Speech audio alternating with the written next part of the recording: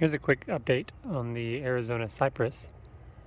As you recall, I was very disenchanted with this species after the heavy snow season we had this last winter, and I pruned it pretty aggressively. You can see here just one of the many cut marks that were on this tree. You can go back and check that video if you want to see what I did, but I wanted to show you that it's, as expected, has started to grow again extremely rapidly. And it's actually somewhat hard to find those cut marks now because of all the new growth that it's put on. And even at the top, I think it's going to establish a new leader up there with that highest branch. So I'll probably trim it again at the end of fall to lighten the load going into winter. And I think that's just the best way to handle this tree, is to keep the branches from getting too out of hand, slow it down, and make sure it's growing with strength above all, because snow appears to be the only drawback with this species. Otherwise, it's an exemplary species.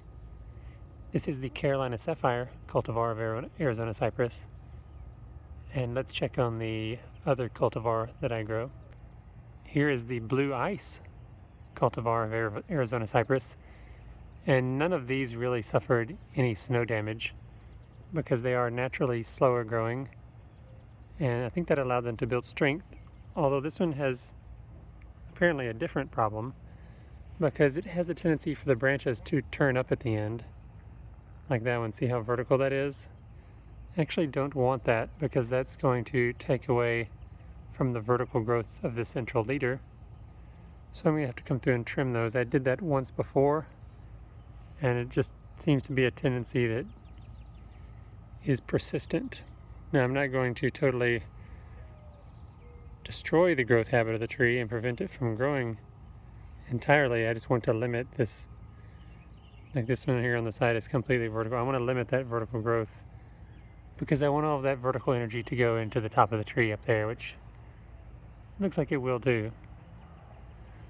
But as I said in my other video, the blue ice cultivar of Arizona cypress appears to be superior from a snow load resistance standpoint, and it's actually bluer than the other one, but it is slower growing, which is, depending on your perspective, an advantage or a disadvantage. There's the top of the tree. The top looks great.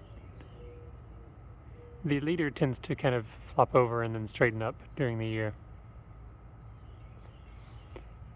Right next to this tree, let me just quickly point out another option for blue conifer, and you can see it's not quite as blue, although at various times of the year it does seem to be blue. Instead of a cypress, this one's a juniper, and this is the burkii red cedar. And I'll just mention, as I mentioned before, these didn't really suffer any damage during the snow, although they could. Some of the native eastern red cedars, juniperus virginiana, did suffer some damage, but not the burkii. It appears to have an open and stronger branching structure that made it pretty resistant. So if you plant the Arizona cypress, I think you should mix in these, because they're both going to be extremely drought tolerant, bluish conifers. And actually, the burkii turns purple in the winter, so maybe even more interesting than the Arizona cypress.